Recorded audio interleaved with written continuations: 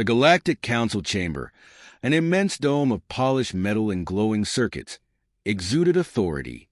Rows of elevated seats encircled a central platform, each occupied by alien dignitaries representing the most powerful civilizations in the galaxy. Their forms range from towering insectoids with shimmering exoskeletons to amorphous beings pulsing with bioluminescence. At the center of this convergence of power stood the council speaker, a massive, reptilian entity adorned in ceremonial armor, his voice reverberating like thunder. The dispute concerned Rithara Prime, a mineral-rich planet on the frontier of human space. For years, tensions had simmered as humanity's burgeoning colonies edged closer to alien territories. Now, accusations flew from multiple factions. The Thalgaran ambassador, a creature with a translucent skull revealing a shifting brain, rose first. Humans have blatantly disregarded our territorial agreements. Their greed threatens the stability of this council. Murmurs of agreement rippled through the chamber. The speaker raised a clawed hand to silence the noise, his golden eyes fixed on the human delegation's seat. It remained conspicuously empty. Let it be noted, the speaker growled, that humanity's absence at this hour only underscores their disdain for interstellar law. As the council members debated sanctions and military intervention, a door at the chamber's edge hissed open. All eyes turned as a lone figure entered. Clad in a simple suit, the human diplomat exuded an air of nonchalance. He was of average height, his face unremarkable save for the sharp gleam in his eyes. He strode to the central platform, his calm demeanor a stark contrast to the palpable tension. "Apologies for the delay," he began, his voice steady and deliberate. "Traffic in hyperspace can be unpredictable." The remark hung in the air, its casual irreverence shocking the assembly into silence. The speaker's gaze narrowed. "State your name and purpose." Nathaniel Voss, representative of the United Terran Federation, the diplomat replied, his tone almost bored. "And I believe we're here to discuss Rithara Prime." A chorus of protests erupted. The Thalgaran ambassador's translucent skin darkened in anger. "Discuss?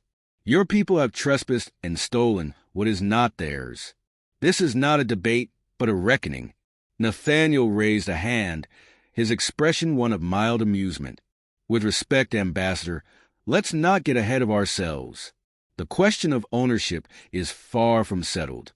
In fact, I have here," he tapped a small device, projecting a hologram of star charts and legal documents into the air, evidence that Rithara Prime lies well within the bounds of human exploration rights as defined by the Zarnath Accords. The chamber erupted again, this time with voices arguing both for and against the validity of the claim.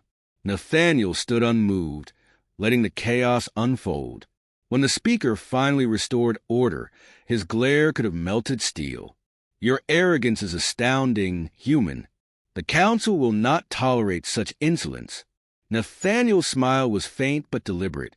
"Insolence? Or confidence? There's a difference, you know." The remark drew a sharp intake of breath from the assembly. The speaker's claws flexed, but he held his composure. "You tread dangerous ground, Nathaniel Voss. The council's patience is not infinite. Withdraw from Rithara Prime, or face the consequences."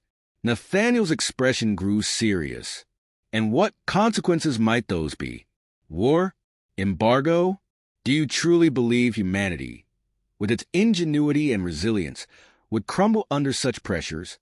The chamber fell silent. Nathaniel continued, his voice gaining an edge.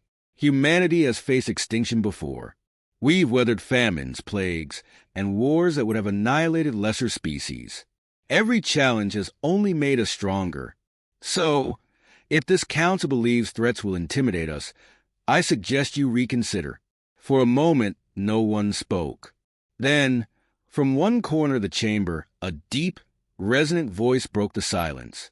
It belonged to the Quran ambassador, a hulking, quadrupedal creature with crystalline spines. "Perhaps the human has a point," he rumbled. "If their claim holds merit, would it not be wise to seek compromise rather than conflict?" The Thalgaran ambassador rounded on him. Compromise? With a species that defies our authority at every turn. Enough! The speaker roared, slamming his clawed hand onto the platform. He turned to Nathaniel. You have made your position clear. The council will deliberate and deliver its verdict. Nathaniel inclined his head, a gesture of mock respect. Take all the time you need. Humanity isn't going anywhere. As he turned to leave, the chamber buzzed with tension. Alien representatives exchanged wary glances, their unity fractured by doubt.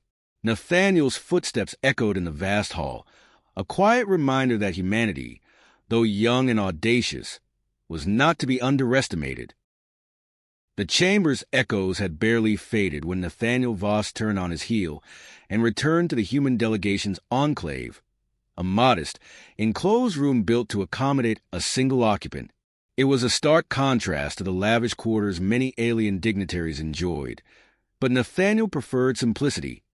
He set his datapad down, its surface glowing faintly with the myriad of evidence he had just presented. This was no time for retreat. Back in the council chamber, the tension among the alien representatives was mounting. The speaker's clawed hand tapped rhythmically against the podium as murmurs filled the room. The Quran ambassador spoke up again, his crystalline body refracting the light in brilliant patterns. Surely, speaker, you see the merit of a measured approach. Humans have proven they are not to be underestimated. An outright war would destabilize our sectors. The Thalgaran ambassador, unyielding in his stance, hissed in response. You grow weak, Quran. Humanity thrives on defiance. They must be reminded of their place among us. Nathaniel's voice interrupted their growing argument as he re-entered the chamber with a confident stride. Apologies for the interruption. It seems there is a misunderstanding I must clarify. The alien representatives turned to him with mixed expressions of contempt, intrigue, and curiosity. Nathaniel held their gaze with unflinching composure. You see, Rithara Prime is not just another planet to us. It represents the culmination of centuries of human perseverance. Colonization is our way of surviving in a galaxy that, frankly, would rather see us vanish. So, let's dispense with the notion that we'll simply walk away because someone shouts loud enough. The speaker's golden eyes narrowed. You speak boldly for a species so new to the galactic stage. Tell us, Representative Voss, do you truly believe humanity is prepared to endure the consequences of your defiance? Nathaniel's lips curved into a faint smile, a calculated expression of confidence. Speaker, humanity has endured challenges that would shatter most civilizations.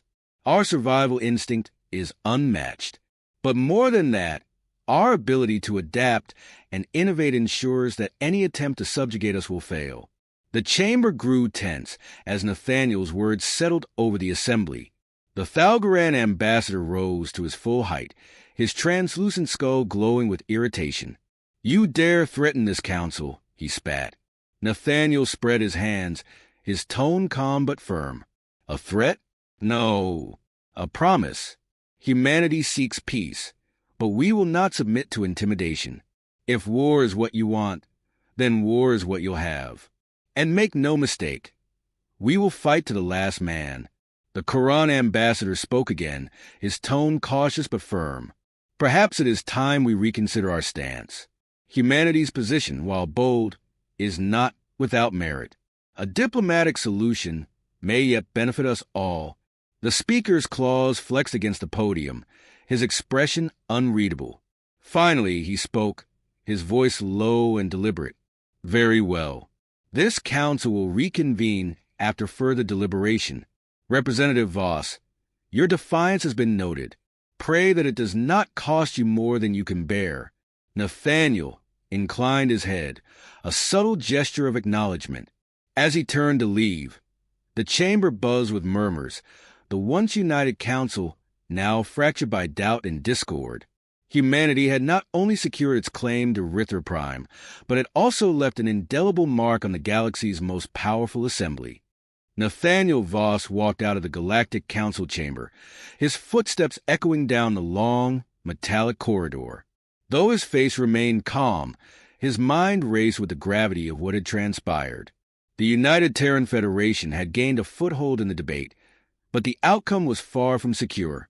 The Council's deliberations could swing either way, and Nathaniel knew they were likely to come back with ultimatums that push humanity to its limits. He entered the human delegation's quarters, a small, unadorned space outfitted with only the essentials. A holographic display flickered to life as Nathaniel approached, showing updates from his team back on Earth. General Cale Rourke, commander of the Terran Defense Fleet, appeared on the screen. His rugged face was framed by a sharp military cut, his steely gaze radiating authority. "Voss," Rourke began, his voice as sharp as a blade. "We've intercepted Council communications. They're leaning toward issuing a joint ultimatum. Withdraw from Rithara Prime or face a multi-front assault." Nathaniel leaned back in his chair, clasping his hands together. "Not unexpected. They think overwhelming force will scare us into submission. Typical. And if it doesn't," Rourke asked, "what's the fallback?" Nathaniel smirked faintly. "Fallbacks are for species that don't gamble. Humanity's strength lies in forcing others to adapt to our unpredictability. What's the status of the fleets?" "Prepared for immediate mobilization," Rourke replied. "The orbital defenses around Rithara Prime are holding strong. But if the Council unites, we'll be outnumbered 10-1. "Outnumbered, yes," Nathaniel said, leaning forward, his tone sharp. "But not outmatched. Humanity's ingenuity has always been the great equalizer. We'll use their predictability against them." Rourke's expression softened slightly, a rare sign of trust. "I hope you're right, Voss, because if this goes south, it'll make the first contact or look like a minor skirmish." Nathaniel ended the call and stared at the holographic map of the galaxy projected before him. Brightly lit markers showed the locations of human colonies and Council-controlled territories. His mind worked like a machine, calculating probabilities, planning contingencies, and finding the cracks in the Council's unity. Hours later, the Council summoned Nathaniel back to the chamber. This time, the atmosphere was palpably hostile. The speaker loomed larger than before, his golden eyes burning with barely concealed fury. "Representative Voss," the speaker began, his voice low and menacing. "The Council has reached its decision. Humanity will withdraw from Rithara Prime immediately. Failure to comply will result in a declaration of war." Nathaniel stepped onto the central platform, his expression unreadable. He looked around the room, meeting the eyes or equivalent sensory organs of each ambassador. "A declaration of war, you say?" he repeated, his tone neutral. "And this is the unified stance of the Council?" The Thalgaran ambassador rose, his translucent skull glowing ominously. "It is. You will not defy us further, human." Nathaniel let the silence stretch, the tension in the chamber becoming almost unbearable. Then he spoke, his voice as calm as ever. "The United Terran Federation rejects your ultimatum." Gasps and murmurs erupted across the chamber. The speaker's claws scraped against the podium, leaving deep grooves in the metal. "You dare defy the combined might of this Council," he roared. Nathaniel's voice cut through the chaos like a blade. "Yes, because humanity has something you seem to have forgotten. Resolve. We do not bow to threats, and we do not abandon what we've built. Rithara Prime is ours by right, and we will defend it." The chamber fell into stunned silence. Then, from a darkened corner, the Quran ambassador stepped forward. His crystalline body shimmered as he addressed the assembly. "Perhaps the human is correct. War would cost us all more than we stand to gain. Is this Council prepared to risk destabilizing the galaxy over a single planet?"